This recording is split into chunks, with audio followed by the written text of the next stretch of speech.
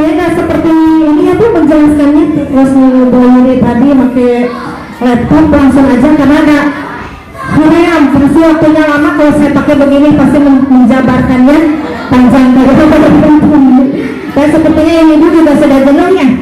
Kok ada ikut suara berita di dia mah saya hanya di intinya aja menjelaskan tentang pembelajaran berbasis proyek atau project based learning. Maksudnya apa di sini? Yaitu pembelajaran peserta didik melakukan eksplorasi, penilaian, interpretasi, sintetis atau informasi untuk menghasilkan berbagai bentuk hasil pembelajaran. Nah, di sini dijelaskan dulu peserta pendidik melakukan eksplorasi. Apa sih eksplorasi? Halo Bunda, Bunda kayaknya ngobrol masing-masing, saya tidak diperhatikan nih pegang mic di sini. Eksplorasi, apa eksplorasi? Saya mau tanya dulu Bunda, ada yang bisa jawab eksplorasi apa sih? Peserta didik melakukan eksplorasi, itu penjelajahan ya, mencari. Berarti anak-anak itu mencari tahu. Yang kedua penilaian, ketiga interpretasi. Interpretasi itu menjelaskan jadi anak belajar berkomunikasi, proses mereka berkomunikasi ternyata di situ ya. Terus yang ketiga sintesis, sintesis itu menghasilkan sesuatu. Yang terakhir yaitu informasi. Nah, langkah-langkah untuk melakukan pembelajaran berbasis proyek itu ya, satu membuka pelajaran dengan suatu pertanyaan menantang. Yang kedua merencanakan proyek. Yang ketiga menyusun jadwal aktivitas, mengawasi jalannya proyek, penilaian terhadap produk yang dihasilkan. Yang terakhir yaitu evaluasi. Sebenarnya untuk bahasa pembelajaran berbasis proyek itu udah nggak aneh ya, dengan dari bahasanya aja proyek berarti membentuk sesuatu, proses pembuatan sesuatu yang menghasilkan. Yang seperti contoh yaitu WASPAT. Itu sudah mungkin semua sudah tahu ya, apalagi dari di sini ilmunya banyak kan ibu ya. Saya menjelaskan sedikit saja. Kebetulan di lembaga saya itu pernah sebelum corona merajalela pernah memakai WASPAT.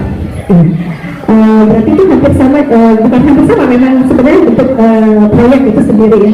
Nah, pertama itu membuka pelajaran dengan suatu pertanyaan menantang. Nah, maaf ya Bu, saya langsung ke contohnya aja ya.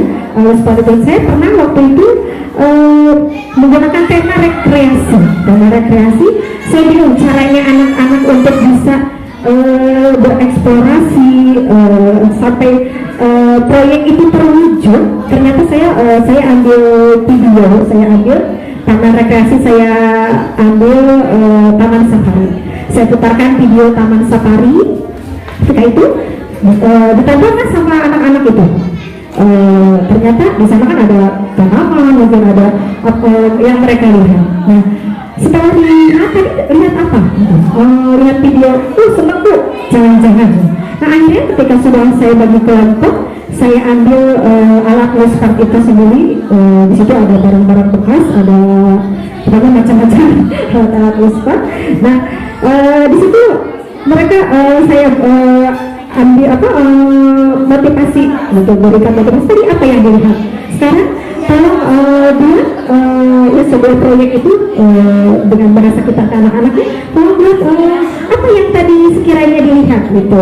Oh, tempat rekreasi ya Bu, ya tempat rekreasi yang tadi dilihat boleh diterangkan ke yang sekarang kalau bikin. Mereka ternyata berimajinasi. Sampai ada yang dari dia buat binatang, dari lilin itu Bu. Terus ada saya kebetulan di sana itu kok ada ranting dia dijadikan pohon gitu.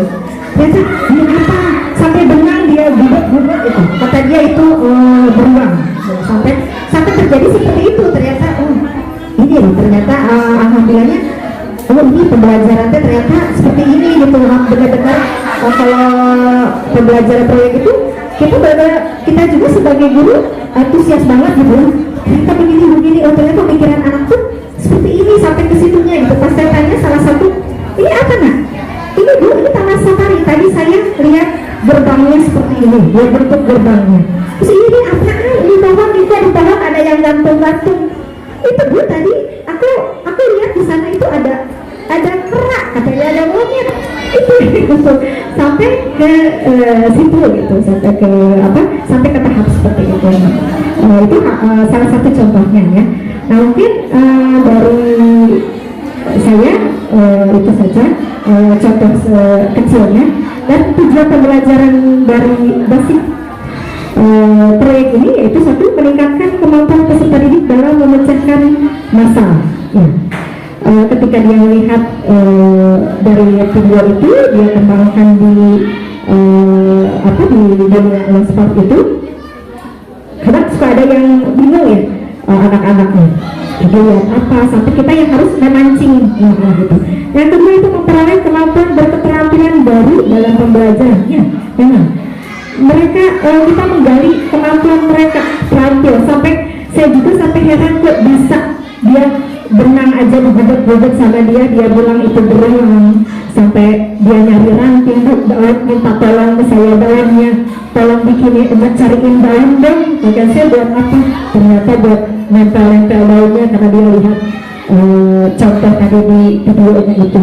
Terus yang ketiga, membuat peserta lebih aktif ya, lebih aktif dan dengan hasil tersebut dia benar-benar antusias ternyata kalau dengan memakai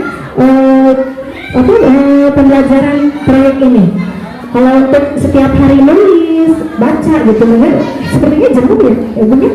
Tapi kalau dengan proyek ada hasil yang dia bangga, bahkan untuk mempresentasikannya aja sampai rahutan ternyata seperti itu. Aku dulu, aku gambar, aku buat ini, aku begini gitu.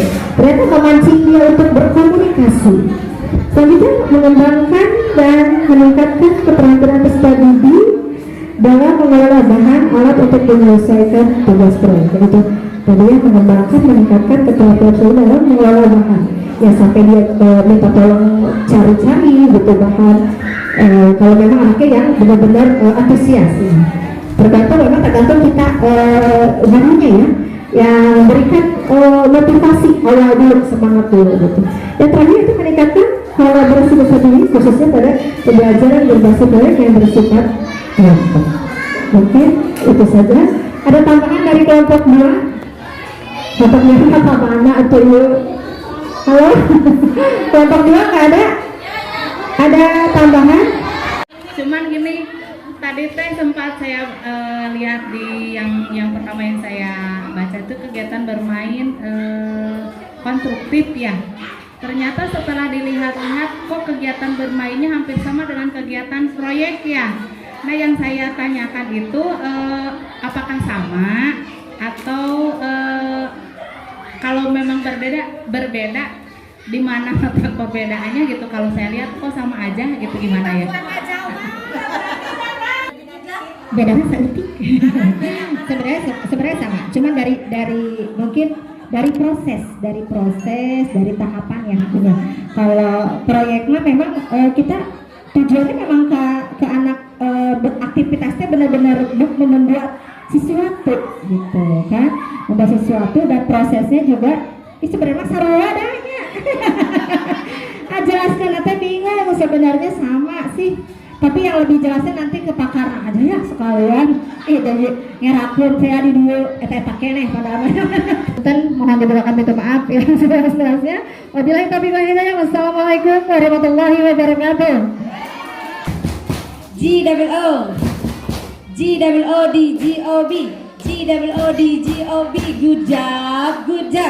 Good job. Oke, terima kasih dari kelompok 2 yang membahas tentang project based learning atau pembelajaran berbasis proyek.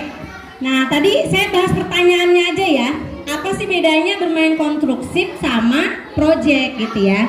Nah, kalau bermain konstruksif itu sifatnya jenis mainnya. Kalau berbasis proyek itu bagaimana cara bermainnya. Seperti yang pernah saya sampaikan tadi di awal, ini tergantung langkah-langkah yang kita lakukan. Kalau cuma bermain konstruksif biasa, anak lagi main balok biasa aja, kita nggak bahas juga, itu tetap bermain konstruktif, tetap ada bangunannya. Tapi ketika kita ingin itu menjadi pembelajaran berbasis proyek, maka di langkah pembelajarannya kita harus mengikuti alur ini. Yang pertama, desain dulu rencana proyeknya. Hari ini kita mau membuat kandang ayam, misalnya gitu ya. Kemudian anak-anak, kenapa kita mau buat kandang ayam? Bu guru, aku maunya kandang kambing dong misalnya. Terus kenapa jangan kandang kambing kegedean, kandang ayam aja misalnya, seperti itu. Akhirnya disepakati bikin kandang ayam misalnya. Kemudian berikutnya, mau dikerjakannya sendiri, kelompok, atau mau dikerjakan di rumah misalnya, seperti itu, gitu ya. Atau mau satu kelas kita kandang ayamnya satu, aku mau bikin sendiri misalnya, aku mau bikin di kelompok misalnya. Nah, itu disepakati dengan anak-anak. Kemudian waktunya berapa lama? 1 jam pelajaran. Jadi 1 jam itu anak hanya mengerjakan membuat kandang ayam.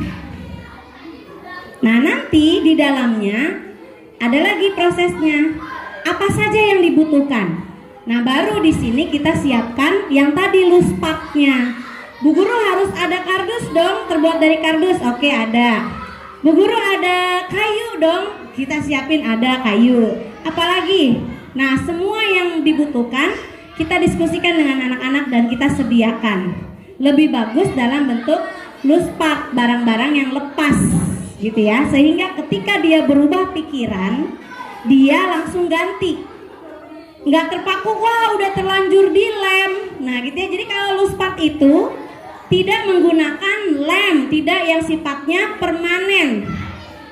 Ya paling banter pakai lem juga, lem selotip kertas yang bisa dibuka kembali gitu ya. Karena nanti pengembangannya kita akan menantang mereka. Kalau begini nanti kalau ada harimau masuk gimana? Oh iya ya, ganti lagi gitu ya, seperti itu. Kemudian berikutnya pengembangan proyek. Nah, ini tantangannya. Kalau bermain konstruktif biasa, Bu, biasanya cuma itu apa? Istana, udah cukup. Tapi ketika dia jadi proyek, maka Bu guru akan menantang lagi.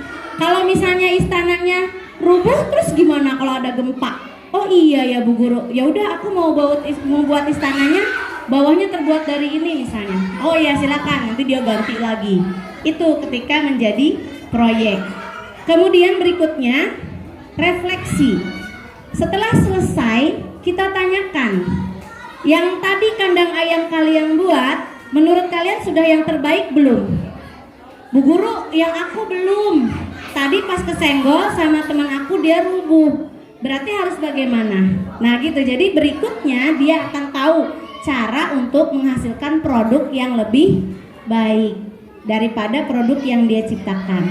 Dan mereka akan terus mencari tahu. Sampai pulang pasti masih penasaran. Kan tadi 1 jam ya? Belum tentu dia dapat yang terbaik. Ngelihat temennya kok punya dia bisa seperti itu. Nah besok dia akan mencoba lagi. Dia ingat sampai rumah, kandang ayam temen aku mah kuat mah, kok punya aku rubuh ya, gitu kan? Dan itu terus akan menjadi pengetahuan yang akan dia kembangkan. Itu ya Bu. Jadi bedanya kalau bermain konstruktif biasa itu hanya sifatnya biasa saja, cukup dilakukan.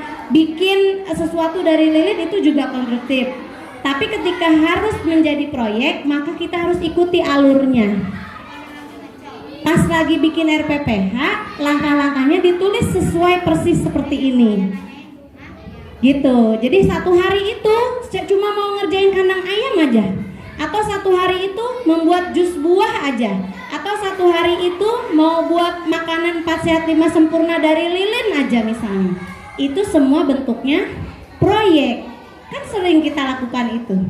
Tapi nanti pengembangannya di langkah-langkahnya itu yang harus kita perhatikan sampai betul-betul anak itu paham banget cara bikin jus bagaimana, prosesnya dari awal sampai akhir seperti apa gitu.